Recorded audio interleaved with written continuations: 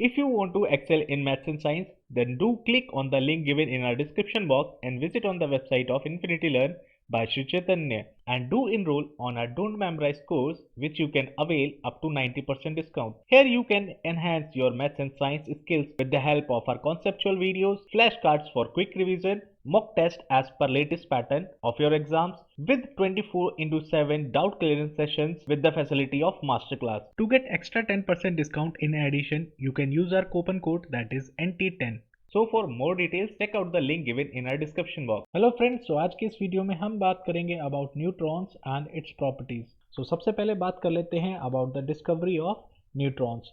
John Dalton के हिसाब से जो एटम्स थे वो काफ़ी छोटे होते थे, इनडिविजिबल थे, जो कि ब्रेक नहीं हो सकते थे। बट आगे जैसे जैसे वक्त गुजरा, यहाँ पे जो एटम थे उसके कई हमें सब एटॉमिक पार्टिकल्स मिले, जिसमें हमें मिले इलेक्ट्रॉन्स, प्रोटॉन्स एंड न्यूट्रॉन्स। ये क्या है, सारे के सारे आपके सब एटॉमिक पार्टिकल्स हैं। जो आपका एटम होता है वो ज़्यादातर इलेक्ट्रॉन्स और प्रोटॉन्स की मदद से बनता है। एंड जो इलेक्ट्रॉन है इसका जो मास होता है वो एकदम ना के बराबर नेग्लिजिबल होता है। इसीलिए हमने प्रोटॉन्स की मदद से मास निकाले, जैसे कि हाइड्रोजन जो होता है उसका मास हमें मिला 1 AMU, 1 एटॉमिक मास यूनिट। और वहीं पे बात की जाए हीलियम की, हीलियम के अंदर आपको देखने के लिए मिलेगा कि इसका मास है 4 एटॉमिक मास यूनिट। बट यहाँ पे कॉमन चीज़ क्या है कि जो हाइड्रोजन है उसके बीच में ये जो प्रोटॉन है वो एक है, तो मास भी यहाँ पे 1 AMU है। बट हीलियम के अंदर प्रोटॉन्स की संख्या 2 है बट मास 4 AMU है। कहने का मतलब दो जो अंदर प्रोटॉन्स हैं उसकी वैल्यू होती है 2 MU, बट यहाँ पे 4 है।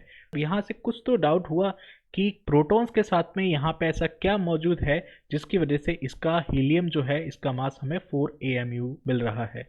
इसी बारे में और आगे खोज हुई और करीब 1932 में जेम्स चैडविक ये जो साइंटिस्ट थे उन्होंने डिस्कवर किया बाय द बॉम्बार्डमेंट। अब वो जो एक्सपेरिमेंट हुआ वो मैं आपको अभी जस्ट आगे दिखाता हूँ। ये एक्सपेरिमेंट है जिसकी मदद से जेम्स चैडविक ने डिस्कवर किया न्यूट्रॉन का। इन्होंने क्या किया, यहाँ पे बॉम्बार्डिंग की बेरिलियम की। यहाँ से जो बॉम्बार्डिंग की गई उसके दौरान जो ये रिसेप्टर था, यहाँ पे रिसेप्टर को कुछ भी नहीं मिला। इससे पता ही नहीं चल पाया कि ऐसा कौन सा पार्टिकल है जिसकी वजह से जो हीलियम है वो 2 की जगह 4 AMU हमें दे रहा है। उसके बाद कुछ चेंजेस कर दिए गए इस एक्सपेरिमेंट में, जहाँ पे पैराफिन का इस्तेमाल किया गया।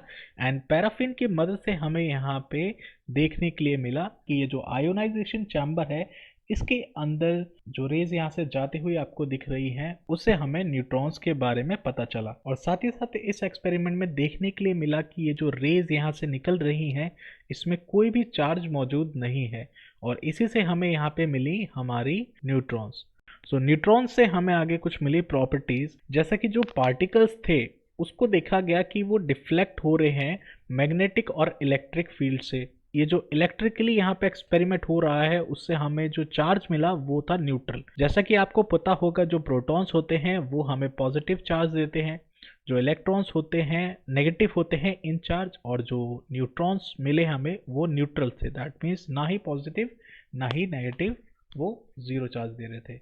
देखने के लिए मिला जो उसका मास आया 1.676 इंटू 10⁻⁻24 ग्राम, जो कि होता है 1 AMU के बराबर। एज हीलियम के अंदर टोटल यहाँ पे 4 AMU मौजूद थे, जिसमें से 2 का तो हमें पहले से पता था, ये ग्रीन ग्रीन जो कलर में है ये प्रोटॉन्स हैं।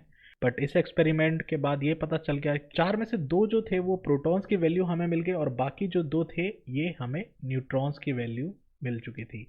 अब बात कर लेते हैं about the differences of electrons, protons and neutrons. ये क्या है, आपके बेसिकली तीनों सब एटॉमिक पार्टिकल्स हैं एटम के। एक बार इनके भी डिफरेंसेस के बारे में विस्तार से जान लेते हैं।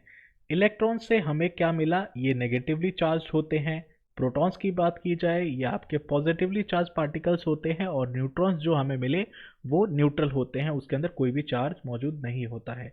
सेकेंडली बात की जाए इनकी मास की, इलेक्ट्रॉन्स के अंदर मास जो होता है वो एकदम ना के बराबर होता है। कहने का मतलब अगर प्रोटॉन्स से हम इसकी डिविजिबिलिटी करते हैं तो 1/1800 टाइम्स छोटा होता है एज कम्पेयर टू प्रोटॉन्स, और प्रोटॉन्स की जो मास होता है वो होता है 1 AMU। न्यूट्रॉन्स का जो मास होता है वो भी आपका होता है 1 AMU। थर्ड पॉइंट हमें बताता है कि जो इलेक्ट्रॉन्स होते हैं ये हमेशा अट्रैक्ट करते हैं towards the positive charge as ये आपके नेगेटिवली चार्ज पार्टिकल्स होते हैं।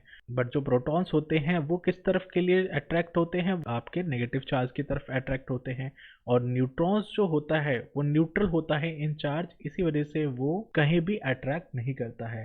एंड लास्टली बात की जाए, जो आपके इलेक्ट्रॉन्स होते हैं वो न्यूक्लियस के आउटसाइड मौजूद होते हैं। जैसा कि आप देख सकते हैं यहाँ पे ये शेल पे जो येलोइश बॉल्स टाइप स्ट्रक्चर देखने के लिए मिल रहा है, ये है आपके इलेक्ट्रॉन्स। प्रोटॉन्स जो होते हैं वो न्यूक्लियस के अंदर मौजूद होते हैं। यहाँ पे जो आपका ग्रीन कलर में है प्रोटॉन्स है। एंड जो आपके न्यूट्रॉन्स होते हैं ये रेडिश बॉल है, ये आपके न्यूट्रॉन्स है जो भी न्यूक्लियस के अंदर मौजूद होती है। सो आई होप फ्रेंड्स आपको सारे ही टॉपिक बहुत अच्छे से समझ में आ चुके होंगे। सो आप सबसे जल्द मुलाकात होगी। Till then take care, have a nice day.